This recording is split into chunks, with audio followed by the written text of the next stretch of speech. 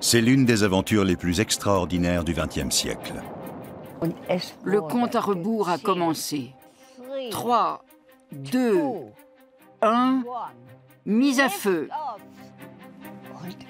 Il régnait un silence incroyable, impossible à décrire. On était à la fois angoissés et très curieux de voir ce qui allait se passer. Le 16 juillet 1969, propulsé par des moteurs d'une poussée de plus de 150 millions de chevaux vapeur, l'une des plus puissantes fusées du monde décolle en Floride. On savait que ça fonctionnerait, on en était sûr. Mon père avait travaillé sur cette fusée, donc ça devait marcher. Bien sûr, ça aurait pu rater, mais ça n'a pas été le cas. 4 jours plus tard, plus d'un demi-milliard de personnes assistent en direct au premier pas de l'homme sur la Lune. Ce que nous avons réussi, personne n'avait encore jamais pu le faire. Et personne ne l'a refait depuis. On en a retiré la satisfaction d'avoir réalisé quelque chose d'unique. Si ce voyage dans la Lune a été un succès, c'est aussi grâce au concours de nombreux scientifiques allemands. Pendant plusieurs années, quelques 120 ingénieurs ont travaillé autour de Werner von Braun et plus d'une trentaine de spécialistes de médecine spatiale, sous la direction de Hubertus Strugold. Ces hommes ont été célébrés en héros durant la guerre froide pour avoir aidé les États-Unis à remporter la conquête de l'espace face à l'Union soviétique. Un triomphe spectaculaire qui a longtemps éclipsé les zones d'ombre de leur passé.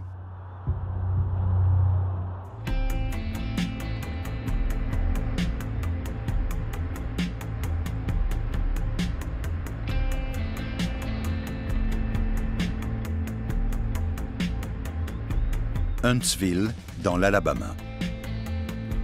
L'emblème de cette ville du sud des États-Unis est le US Space and Rocket Center, où sont exposées les fusées qui ont jalonné l'histoire de la navigation spatiale. Les ingénieurs allemands ont non seulement aidé à concevoir la fusée Saturne V, mais aussi l'équipement qui a permis aux astronautes de sortir dans l'espace. La contribution allemande au programme spatial américain a donné de fabuleux résultats. Ils avaient plusieurs années d'avance sur nous. Je ne dis pas qu'on n'y serait pas arrivé sans le concours des Allemands, mais il nous aurait fallu au moins 10 ans de plus.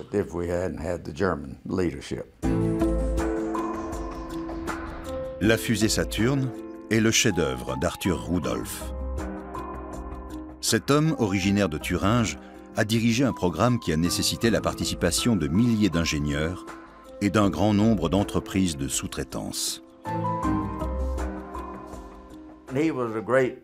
C'était un meneur d'hommes plein de ressources, mais aussi un chef intraitable. Il ne pensait qu'au travail et ne se souciait pas du temps passé. Les gens travaillaient 10, 12, 15 heures par jour. On raconte même qu'il lui est arrivé de refuser que ses collaborateurs s'absentent un moment pour aller aux toilettes. Son travail a été salué par de multiples récompenses, parmi lesquelles la plus haute distinction de la NASA, la Distinguished Service Medal. Mais en 1983, il est rattrapé par son passé. Dans l'Allemagne nazie, Rudolph a participé à la mise au point d'une des armes les plus dévastatrices de la Deuxième Guerre, les fameux missiles V2. Après la guerre, convoitant le savoir-faire développé par les scientifiques allemands, les Américains montent l'opération secrète Paperclip pour les exfiltrer aux États-Unis, sans tenir compte de renseignements indiquant que des nazis et des criminels de guerre figurent parmi eux. Il faudra attendre plusieurs dizaines d'années avant qu'une unité du ministère de la Justice américain enquête sur les membres de ce groupe. Ils sont soupçonnés de crimes contre l'humanité. Ce qui me gêne le plus est l'absence totale de sens moral dans cette opération. On a voulu mettre ces hommes au service des États-Unis sans chercher à savoir si certains avaient auparavant été impliqués dans des activités criminelles. Pour comprendre l'intérêt que l'armée américaine porte aux scientifiques du régime nazi, il faut remonter un peu dans le temps. Au début du XXe siècle, des ateliers de recherche expérimentent en Allemagne une nouvelle technique de propulsion, la fusée. Des amateurs passionnés se regroupent à Berlin au sein de la Société d'astronautique. Arthur Rudolph, tout jeune ingénieur fasciné par les fusées, y fait la connaissance d'un aristocrate qui rêve depuis l'enfance d'aller un jour sur la Lune, Werner von Braun. En 1932, la direction des armements de l'armée leur propose de financer leurs recherches. Rudolph et von Braun acceptent. Quand Hitler accède au pouvoir, le réarmement de l'Allemagne est une priorité absolue.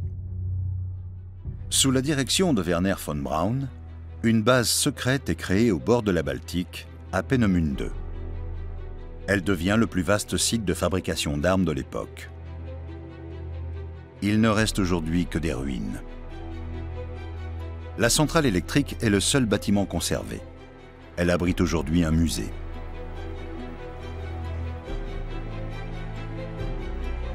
À partir de 1936, des millions de Reichsmark sont investis dans un grand centre de recherche et d'essai qui est construit en un temps record.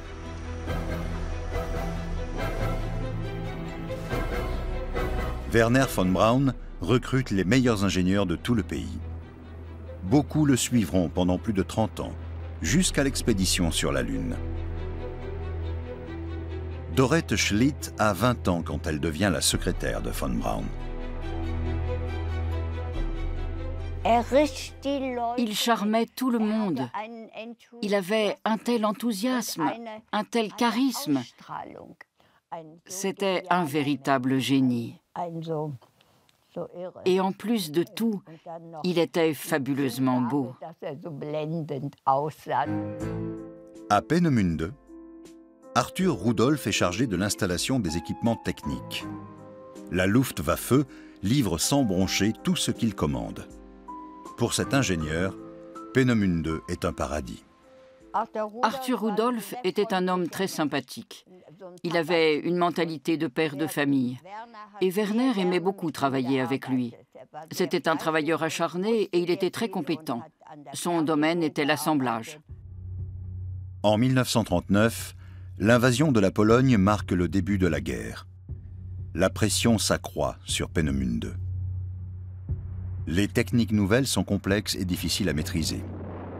Pendant plusieurs années, les missiles volants ne sont pas fiables. Bien au contraire.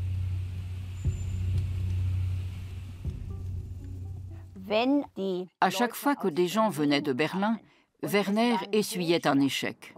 Il détestait ces visites. À chaque fois, il disait « Et voilà, ça n'a pas encore marché aujourd'hui ». Les autres pensaient qu'il sabotait les essais, que tout ce qu'il voulait, c'est aller sur la Lune. Beaucoup d'ingénieurs sont effectivement passionnés par la navigation spatiale. L'armée, elle, n'a que faire de voyager dans l'espace. Tout ce qui lui importe est que les ateliers de Peenemünde mettent au point des missiles qui lui permettront de bombarder Londres, Paris ou même New York. Après la guerre est née la légende qu'à Peenemünde, tout le monde était passionné d'astronautique. En réalité, la plupart des ingénieurs ne songeaient pas à aller dans la Lune. Ils étaient là pour fabriquer les armes du Troisième Reich et ça leur convenait parfaitement. L'ancienne zone de lancement des missiles se situe aujourd'hui dans un périmètre interdit. C'est ici que le 3 octobre 1942 a eu lieu un essai qui est entré dans l'histoire. L'agrégate 4, le futur missile V2, mesure près de 14 mètres de long et pèse plus de 13 tonnes. Je devais rester tout le temps à côté de Werner avec mon bloc sténo à la main. Et pendant les tirs d'essai, j'étais chargée de noter tout ce qu'il disait sur le déroulement de l'opération. La fusée monte à près de 85 km d'altitude. Pour beaucoup, ce jour marque le début de l'aventure spatiale. L'essai a réussi. Et ça a été un incroyable débordement de joie. Après avoir assisté à la projection d'un film retraçant cet essai, Hitler exige que soient fabriqués dans les plus brefs délais des milliers de ces missiles.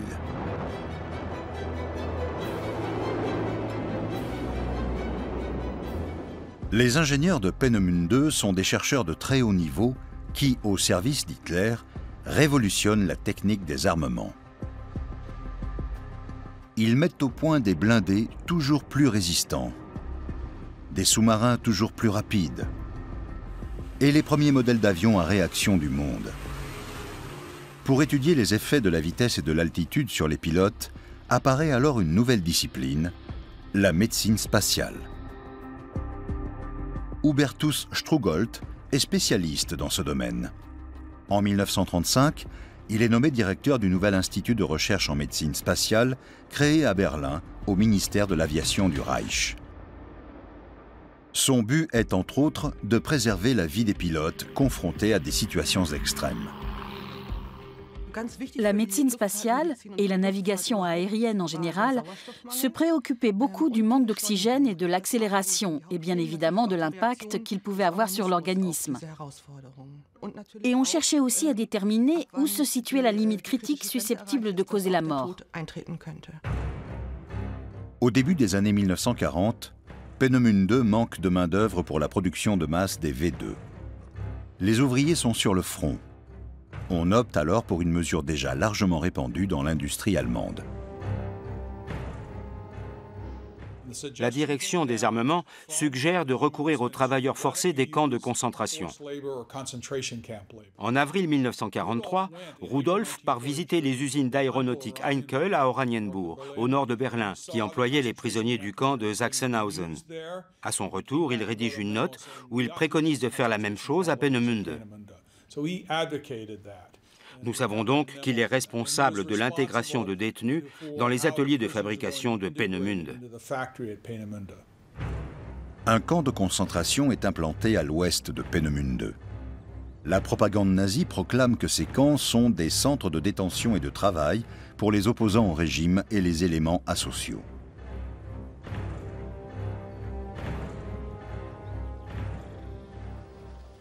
Dès 1939, Londres intercepte des messages à propos de cette usine. Mais elle ne prend pas au sérieux l'annonce d'une nouvelle arme secrète. C'est seulement le 17 août 1943 que les bombardiers de la Royal Air Force prennent Peenemünde pour cible. Dans la villa d'Arthur Rudolf, seul le mur de la cuisine s'effondre.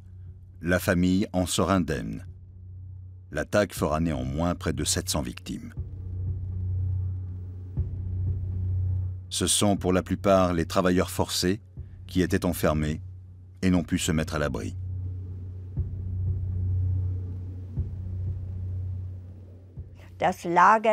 Le camp de Trassenheide a été très touché. Ceux qui étaient à l'intérieur et qui travaillaient pour nous ont voulu sortir. Mais le camp était entouré de barbelés et ils n'ont pas pu s'enfuir. Les corps déchiquetés étaient accrochés à la clôture. Ça a été un horrible carnage. Peu après l'attaque aérienne, ordre est donné de transférer le site. Die Absicht der Feinde, durch planmäßigen und massierten Bombenwurf die deutsche Rüstung zu zerschlagen, ist gescheitert. Rechtzeitig und mit deutscher Gründlichkeit wurden kriegsentscheidende Fertigungen unter die Erde verlagert. Les ateliers de fabrication sont installés dans une mine en Thuringe, non loin de Nordhausen. Les kilomètres de galeries creusées dans le massif calcaire du Kornstein abriteront désormais la société Mittelwerk. Arthur Rudolf prend en charge sa direction technique. Là encore, des prisonniers sont réquisitionnés à Buchenwald et au camp de Dora, spécialement aménagé sur place. Les conditions de travail étaient catastrophiques. Les détenus souffraient du froid. Ils étaient couverts de poussière à cause du dynamitage dans les galeries de mines. Les épidémies de typhoïde et de dysenterie faisaient des ravages. À la fin de l'année 1943 et durant l'hiver qui a suivi, nombre de prisonniers sont morts. C'était l'enfer sur Terre. Des dessins réalisés par les détenus illustrent la brutalité de leur quotidien à la Mittelwerk.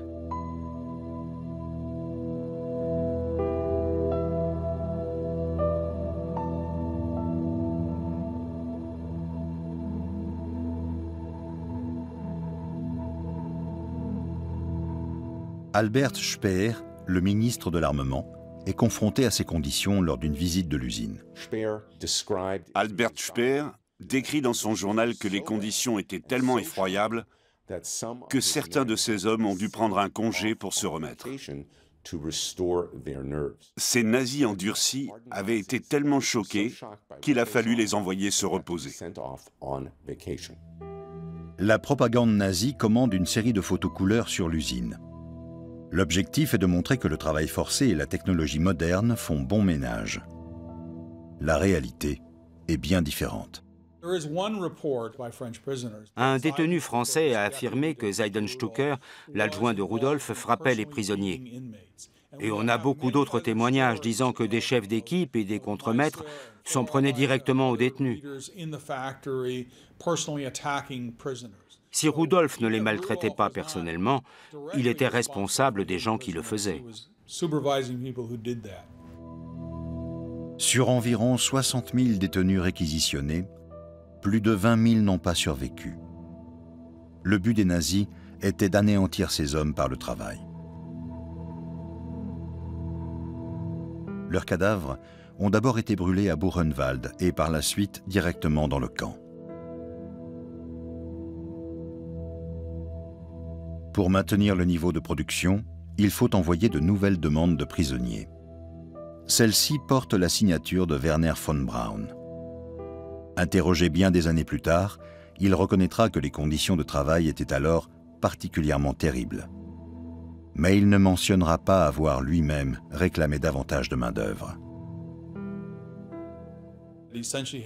Il a fait un pacte avec le Troisième Reich en acceptant de travailler pour l'armée. Une fois qu'Hitler a été au pouvoir, le piège s'est refermé et à la Mittelwerk, il a vu ce qu'il en coûtait de pactiser avec le diable. Pendant des décennies, ces horreurs ont été maintenues secrètes. Plus tard, Hubertus Strugold et ses collègues de la médecine spatiale rejetteront eux aussi la responsabilité de certaines expériences menées dans le cadre de leurs recherches. Les avions montaient désormais à 18 000 mètres de haut et il importait de savoir si les pilotes pourraient encore s'éjecter à pareille altitude. Si un avion était touché par un tir, cela produisait une dépressurisation. Et il était très important de savoir combien de temps les pilotes resteraient conscients et s'ils seraient capables de réagir et de se servir du parachute. Pour cela, une série d'expériences atroces ont été perpétrées sur des prisonniers du camp de concentration de Dachau. Le médecin du camp, le docteur Sigmund Rascher, avait demandé à Heinrich Himmler, chef de la SS, l'autorisation de mener des tests sur les détenus. Les prisonniers sont maintenus dans une pièce dépressurisée simulant les conditions atmosphériques à 12 km d'altitude. Le premier meurt au bout d'une demi-heure.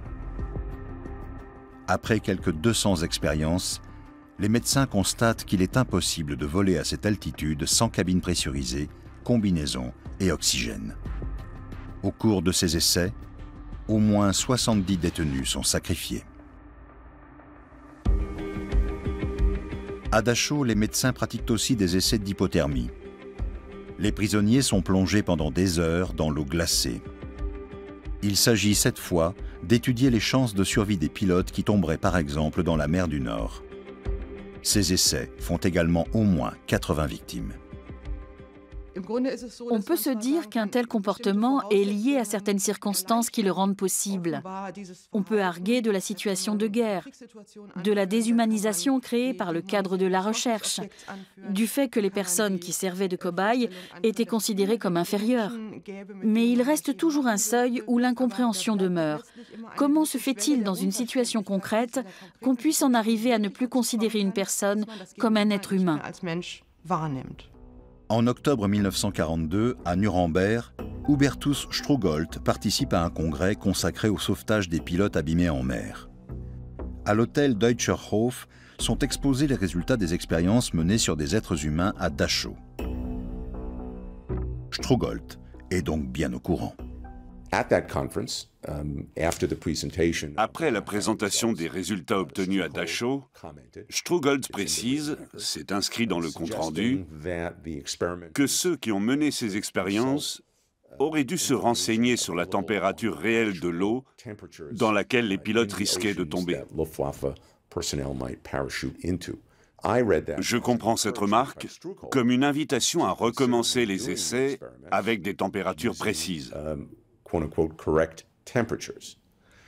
Mais nous n'avons aucune preuve que ces expériences ont effectivement été reprises. En juin 1944, les Alliés débarquent en Normandie. Hitler espère que les V2 feront un miracle et permettront au Troisième Reich de sauver une situation de plus en plus compromise. Il fait tirer des milliers de missiles, principalement sur Anvers et Londres. Les V2 tuent plus de 8000 personnes. Mais les Alliés poursuivent leur avancée dans l'Allemagne hitlérienne. Et les futurs vainqueurs se positionnent désormais au mieux pour pouvoir s'emparer du potentiel scientifique allemand. Des unités spéciales sont chargées de récupérer un maximum de matériel dans les laboratoires secrets et de capturer si possible vivants les scientifiques qui y travaillent. Les chercheurs de Peenemünde connaissent la valeur qu'ils représentent pour les Alliés et ils ont préservé des documents comme monnaie d'échange. Une division américaine parvient finalement à mettre la main sur Werner von Braun et ses collaborateurs. Ils avaient pris soin de se munir de documents qui leur permettraient de négocier avec les Alliés. Ils pouvaient donc offrir leurs compétences, mais aussi une somme de connaissances. Les prisonniers de guerre, eux, n'étaient pas si bien nourris. Dans un premier temps, les chercheurs sont néanmoins internés et interrogés dans un camp à Garmisch-Partenkirchen. Arthur Rudolph se souvient. L'homme qui devait m'interroger a dit « Cette fois, nous sommes revenus ». Et j'en ai conclu qu'il devait être juif.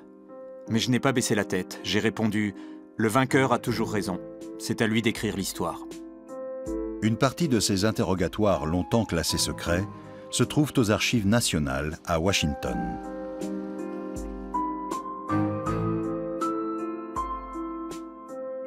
Arthur Rudolph fait très mauvaise impression à son interrogateur qui note « Nazi à 100%, individu dangereux, menace pour la sécurité. Je recommande l'internement. »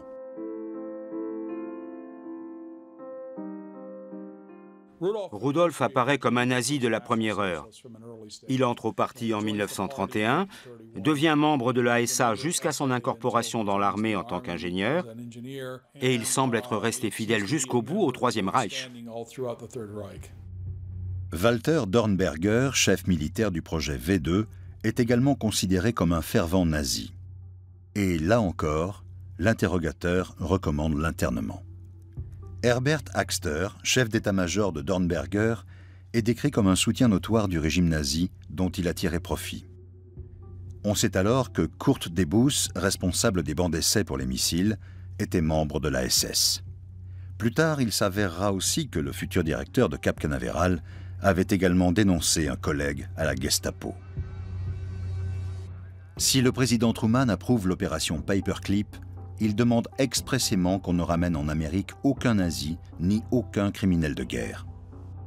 Mais les militaires sont persuadés que les enjeux scientifiques l'emportent sur la responsabilité individuelle de chacun. Pour parvenir à ses fins, l'armée est prête à tout.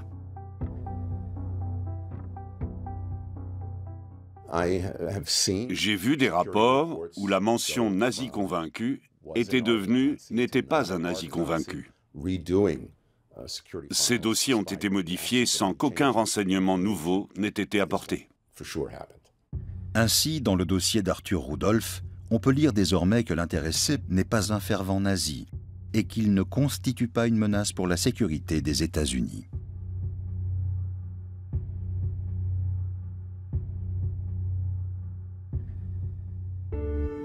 En juillet 1945, les puissances alliées se réunissent à Potsdam. L'Allemagne est partagée en plusieurs zones d'occupation. Nordhausen et la Mittelwerk se trouvent dans la future zone soviétique. Les scientifiques allemands posent alors des conditions très claires aux Américains. Arthur Rudolph se souvient. En apprenant que la Thuringe allait revenir aux Soviétiques, nous avons décidé d'un commun accord que nous ne partirions pas en Amérique si les Américains ne mettaient pas nos familles à l'abri face à l'avancée des Soviétiques. Les Américains envoient des camions pour évacuer les familles vers les secteurs ouest. Enfreignant les accords passés avec les Soviétiques, ils en profitent pour ramener les éléments nécessaires à la fabrication d'une centaine de missiles V2.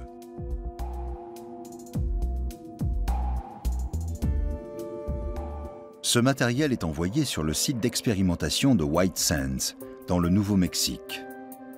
Les premiers scientifiques arrivent peu après. Ils sont plus d'une centaine. Parmi eux, d'anciens membres du NSDAP comme Kurt Debus, Herbert Axter ou Arthur Rudolph. Et l'on n'ébruite pas que Werner von Braun était officier dans la SS. Cependant, tous les membres du groupe ne sont pas d'anciens nazis. De même que ces hommes n'étaient pas tous des passionnés d'aéronautique, ils n'étaient pas non plus tous des criminels de guerre. Ce groupe était composé d'individus différents et chacun avait eu des responsabilités et des positions différentes vis-à-vis du régime nazi. Beaucoup étaient vraiment des scientifiques ou des techniciens qui n'avaient fait que leur travail. Et ce n'est parfois que le hasard ou un domaine de compétences particulier qui les avait conduits à la Mittelwerk. Dans le cadre de l'opération Paperclip, plus de 1500 Allemands obtiennent l'autorisation de venir travailler aux États-Unis pour l'armée ou pour la CIA. Les Américains cherchent également à recruter Hubertus Strugold. Bien que les expériences menées à Dachau soient connues, Strugold et ses collègues poursuivent à Heidelberg leurs recherches en médecine spatiale, cette fois pour l'aviation américaine. En 1946, il est prévu de transférer tout le groupe aux États-Unis. C'est alors que plusieurs de ces médecins sont arrêtés. Strugold, lui, n'est pas inquiété. Pourquoi? L'armée n'a pas envie qu'il lui échappe. Actuellement encore, certaines pièces de son dossier demeurent inaccessibles. Les collègues de Strugold comparaissent au procès des médecins qui se tient à Nuremberg. Mais il ne reste aucun survivant pour témoigner des faits. Et les accusés prétendent que seul le docteur Rascher à Dachau a mené des expériences sur des êtres humains.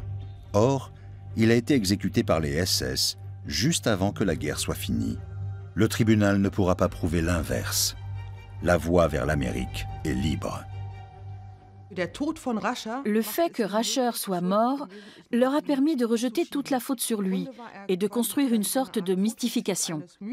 Cela revenait à affirmer que dans le domaine médical, les crimes avaient été commis par un petit nombre de coupables à tendance pathologique, alors que la majorité des médecins allemands avaient respecté les principes éthiques, qu'ils étaient restés fidèles au serment d'Hippocrate et qu'ils n'étaient pas ou très peu impliqués dans ces expériences. Sous la direction de Strugold, une trentaine de chercheurs passent contrat avec les Américains et embarquent pour les États-Unis. Ils travaillent à la nouvelle école de médecine spatiale de la base aérienne Randolph à San Antonio, au Texas. Strugold y développe un programme de recherche qui traite des questions médicales liées aux expéditions spatiales.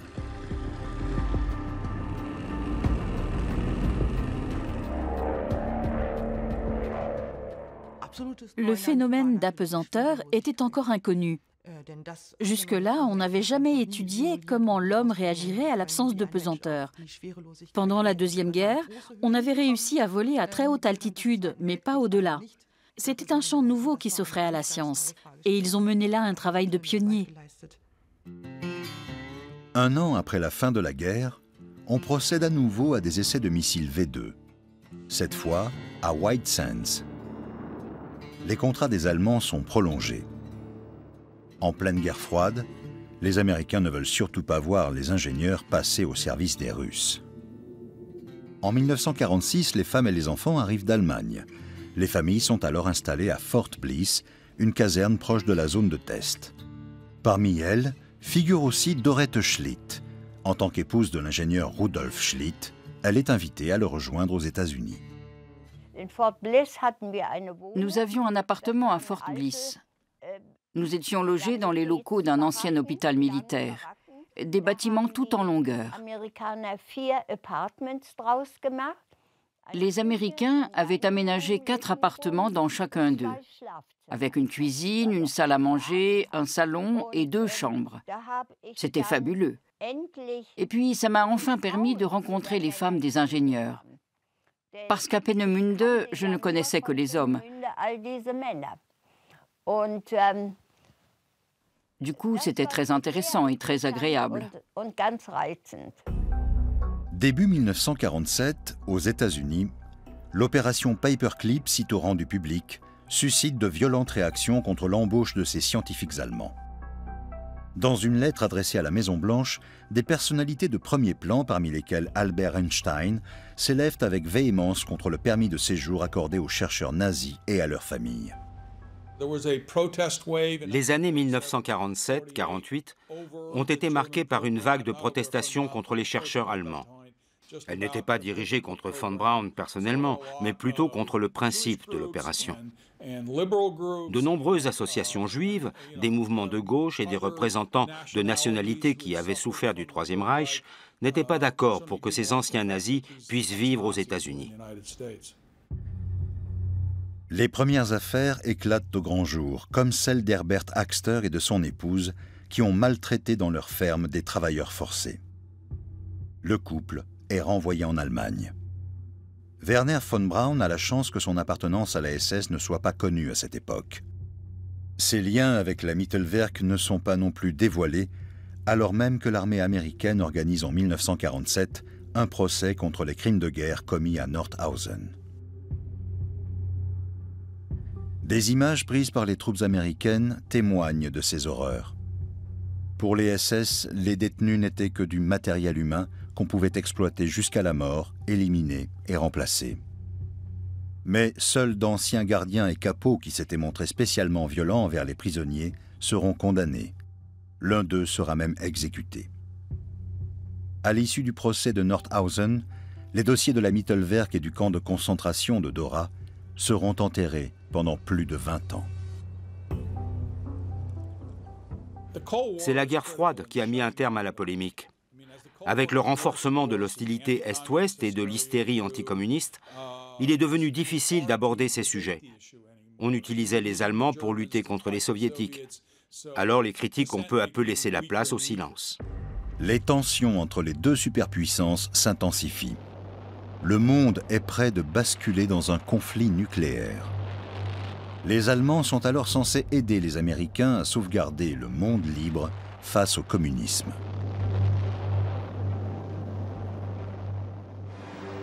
En 1957, la concurrence entre les deux blocs se joue également dans l'espace. Avec Spoutnik, les Soviétiques placent le premier satellite artificiel en orbite et font la preuve de leur supériorité.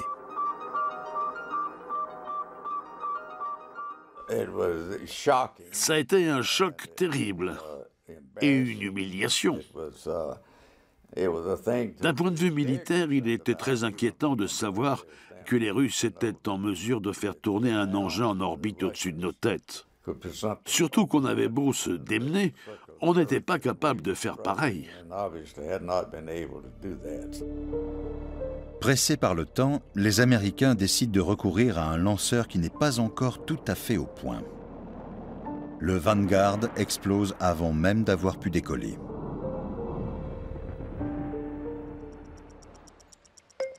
Cet échec est la grande chance de Werner von Braun, Arthur Rudolph et l'équipe de Peenemünde. Ils construisent alors une fusée qui permet, le 1er février 1958, de lancer et de mettre en orbite le premier satellite américain, Explorer.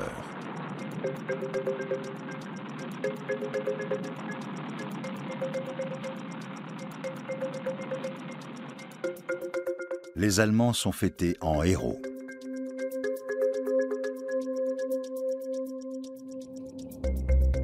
La conquête de l'espace ne fait que commencer. Afin de rivaliser avec la Russie, les États-Unis créent une énorme agence pour piloter leur programme spatial, la NASA.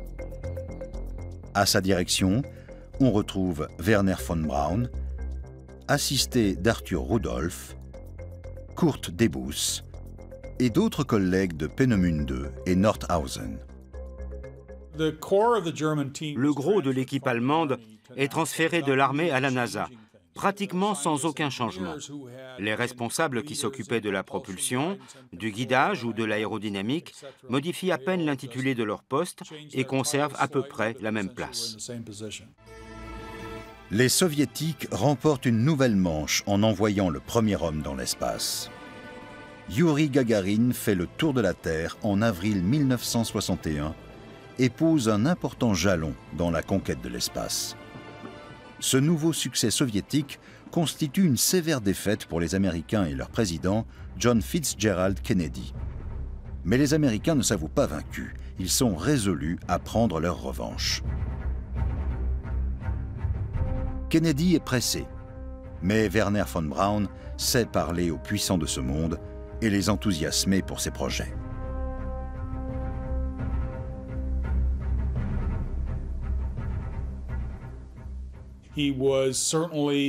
C'était un opportuniste. Il savait très bien s'adapter à chaque contexte. Autrefois, il avait serré la main de Himmler, Göring, Goebbels et Hitler. Ensuite, ça a été les présidents américains d'Eisenhower jusqu'à Nixon. Il avait le don de s'affranchir du passé et de constamment se réinventer. En mai 1961, Kennedy prononce un discours qui laisse pantois les ingénieurs les plus téméraires. We choose to go to the moon in this decade and do the other things, not because they are easy, but because they are hard. Because that goal will serve to organize and measure the best of our energies and skills. Because that challenge is one that we're willing to accept, one we are unwilling to postpone, and one we intend to win. On peut dire qu'il nous a laissés sans voix. Wernher von Braun n'en revenait pas de sa chance. Mais tous ceux qui travaillaient sur le projet se demandaient comment on allait faire. Ce que je me suis dit en premier lieu, c'est que ça allait coûter beaucoup de vies humaines. Pour cette expédition dans la Lune, les ingénieurs élaborent une structure à plusieurs niveaux.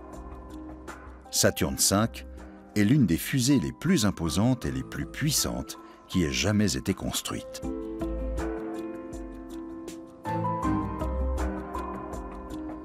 C'est Arthur Rudolph qui dirige le programme.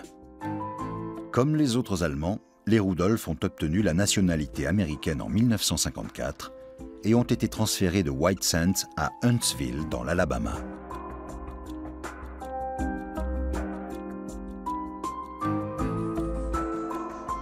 Plusieurs familles s'installent sur une hauteur à l'extérieur de la ville.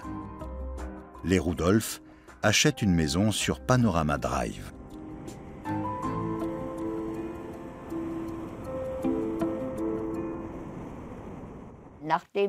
Après avoir séjourné dans le désert, tout le monde était ravi de retrouver la verdure et un paysage vallonné. On trouvait que ça ressemblait à la Thuringe, à nos régions d'origine. On avait l'impression de rentrer chez nous. Les gens étaient très enthousiastes. Mais les 120 ingénieurs et leurs familles sont assez mal acceptés par les habitants de la petite ville. Les Allemands étaient souvent pris à partie. Nous n'étions pas pareils physiquement, nous ne nous habillions pas de la même façon. Dans les magasins, les commerçants ne nous servaient pas, ou alors, pire encore à leurs yeux, ils servaient un noir avant nous. Nous nous sommes rendus compte que ces gens n'avaient pas envie qu'on soit là. Mon père, lui, était aux anges. Il avait son travail, on était entre Allemands, on parlait allemand, il s'y sentait très bien. Son travail, c'était sa passion. Huntsville devient la ville des missiles. Arthur Rudolph est nommé directeur technique pour concevoir les missiles de moyenne portée à ogive nucléaire Redstone et Pershing, qui seront plus tard stationnés en Allemagne. Puis suivra l'aventure des fusées Saturn. La plus ancienne université de Floride décerne à Arthur Rudolph le titre de docteur honoris causa et l'armée la plus haute distinction attribuée à des civils. Ses liens avec le régime nazi sont alors un secret bien gardé. Hubertus Strugold fait lui aussi carrière aux États-Unis. Il fonde le premier institut de médecine spatiale du monde et y enseigne. La vocation de cet institut est d'étudier les limites de la vie humaine dans l'espace. Dès le début des années 1950, Strugold a l'idée d'expérimenter en laboratoire un prototype de capsule spatiale. Beaucoup de personnes le décrivent aujourd'hui comme un grand visionnaire. Sans cette capsule, on n'aurait pas pu savoir comment le corps humain réagirait, ni comment on allait pouvoir gérer cette longue période d'isolement. Sans cette série de simulations, l'expérience lunaire n'aurait sans doute jamais pu avoir lieu. Un homme est enfermé pendant 7 jours dans un système clos afin de simuler le voyage dans la Lune. Ce test prend en compte jusqu'à la récupération de l'eau des fluides corporels. Ces essais de confinement marquent un tournant dans la recherche biomédicale en vue de la navigation spatiale habitée. Le futur président Lyndon Johnson vient en personne féliciter la réussite de cette expérience. À Huntsville, le montage de Saturn V révèle sans cesse de nouveaux défauts. Arthur Rudolph se souvient. Je leur avais dit de marquer d'un trait rouge tous les problèmes en suspens, même les plus minimes. Quand je suis retourné dans la salle, j'ai failli tomber à la renverse. Le tableau était couvert d'un océan de traits rouges.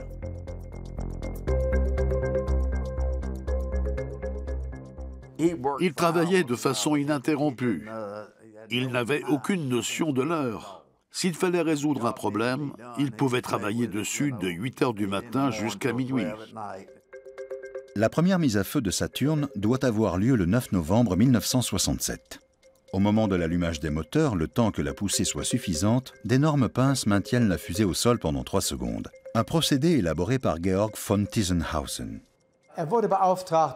On lui a confié la mission de trouver un système de pinces capable de maintenir la fusée au sol avant le décollage, le temps que les 5 moteurs atteignent leur pleine puissance. Alors il a pensé à une bouteille de bière et a repris le principe du bouchon mécanique. Quand on tire un levier, les mâchoires s'écartent tout en même temps.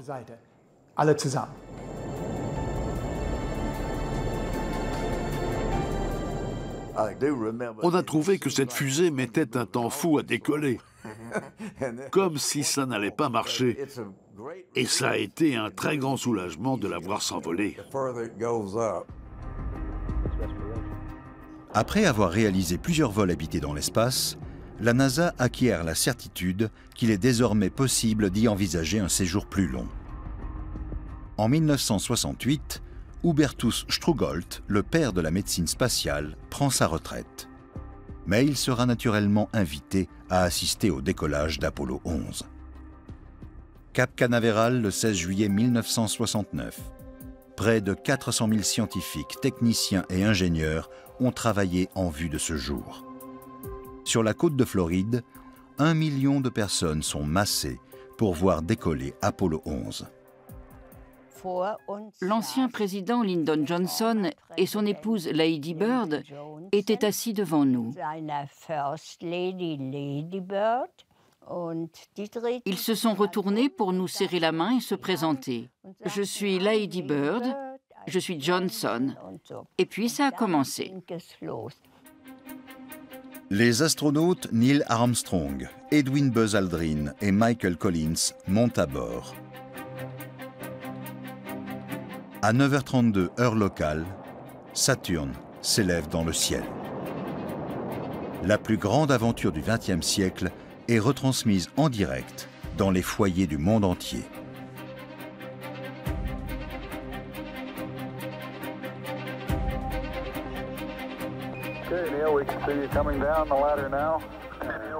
Nous avons vécu ces instants en écoutant les commentaires de mon père.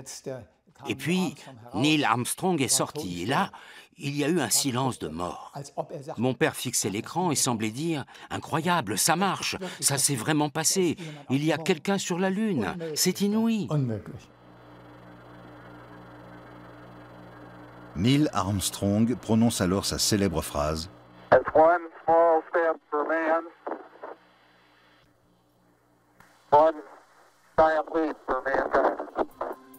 Les Américains ont gagné. Cette fois, les Russes sont battus.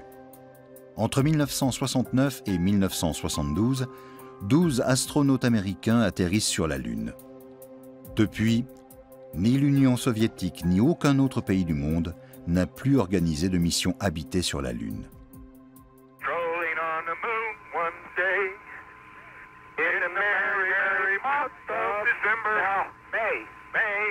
Peu de temps après, la NASA fait comprendre aux Allemands qu'elle n'a plus besoin d'eux. Certains sont affectés ailleurs, d'autres sont mis à la retraite. Rares sont ceux qui, comme Georg von Tiesenhausen, travailleront jusqu'à un âge très avancé sur les projets de navettes spatiales. Les Allemands ont été lentement poussés vers la sortie. Jusque-là, ils avaient occupé beaucoup de postes de direction, mais ça ne plaisait pas aux Américains. Alors les Allemands ont dû partir. Arthur Rudolph passe sa retraite chez sa fille, près de San Diego.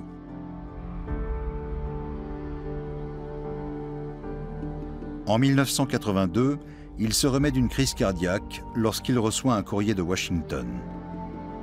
Un bureau spécial chargé de pister les crimes de guerre nazis pour le ministère de la Justice américain lui demande des détails sur la période où il travaillait pour la Mittelwerk. On lui reproche d'avoir pris part aux sévices infligés aux travailleurs forcés, en particulier aux détenus du camp de concentration de Dora-Nordhausen. Il est interrogé pendant 2 jours à ce sujet. Je connais la critique qui consiste à dire qu'avant de lancer cette procédure contre Rudolph, on a attendu de ne plus avoir besoin de lui pour notre programme spatial ou militaire. Il était retraité. Mais ce n'est pas le point de vue du ministère de la Justice. Et je me suis souvent demandé ce qui serait arrivé si on avait sorti ce dossier non pas en 1983, mais en 1965, au plus fort de la conquête de l'espace. Et je ne suis pas sûr qu'on nous aurait laissé faire. Rudolph proteste de son innocence, mais craint de ne pouvoir supporter un procès du fait de son état de santé. Il signe un accord dans lequel il renonce à la nationalité américaine et s'engage à quitter le pays. Il échappe ainsi à toute poursuite de la part des autorités américaines. Ses anciens collègues de Huntsville l'apprennent une fois que le couple Rudolph est déjà parti.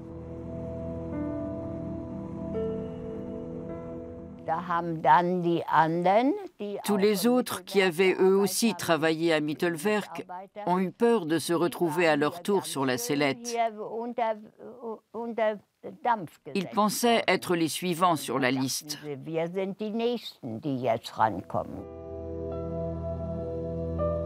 En effet, le bureau spécial du ministère de la Justice a d'autres Allemands dans son collimateur.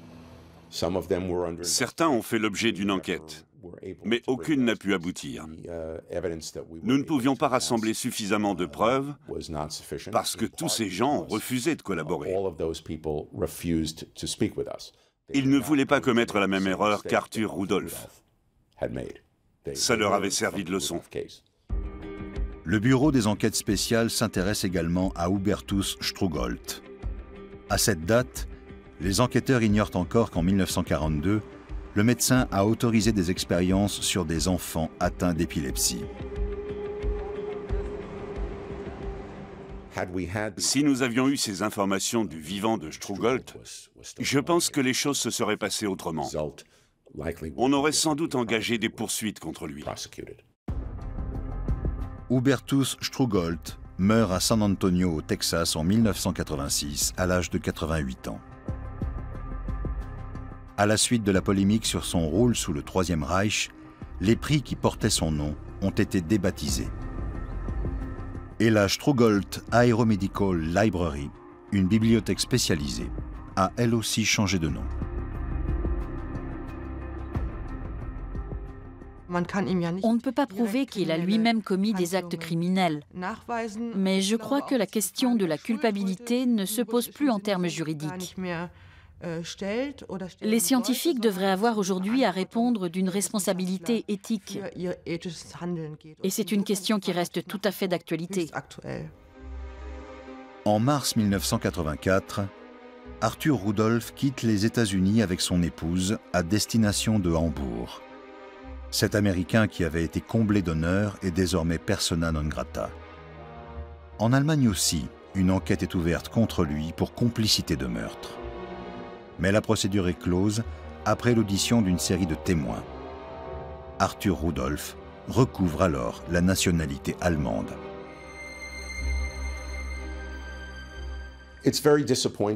Il était très décevant que les autorités allemandes décident d'abandonner l'enquête. Je ne connais pas les circonstances exactes, mais j'ai l'impression que si Rudolph était encore vivant et en bonne santé aujourd'hui, la décision ne serait plus la même. Rudolph passera le reste de sa vie à tenter de récupérer la nationalité américaine. En vain. Il meurt à Hambourg en 1996. L'histoire des Allemands a deux aspects. D'un côté, ils ont joué un rôle important dans l'expédition sur la Lune, mais de l'autre, ils ont participé à l'exploitation et l'assassinat des prisonniers des camps, et ils ont fourni des armes au Troisième Reich pour ces guerres. En 1969, tout le monde ignore cette histoire. Dans le monde entier, le voyage des premiers hommes sur la Lune suscite un immense enthousiasme. Cette entreprise restera comme l'une des aventures les plus extraordinaires de tous les temps.